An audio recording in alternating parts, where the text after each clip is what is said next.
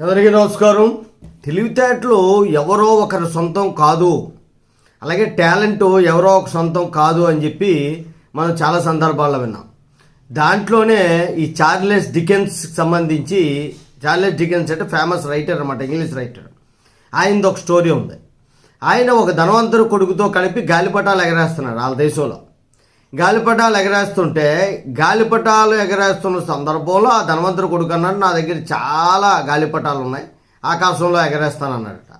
ఆహా అని తలూపి Charles Dickens ఏమన్నాడంటే, నా దగ్గర ఒకే గాలిపటం ఉంది కానీ చాలా ఆకాశం ఉంది, ఆ ఆకాశంలో నా గాలిపటం ఎగరేస్తానని చెప్పాడట.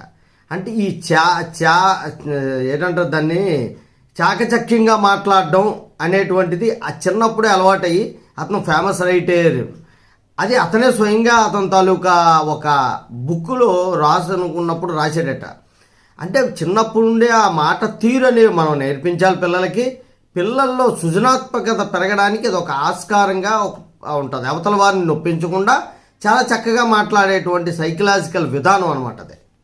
జై హింద్.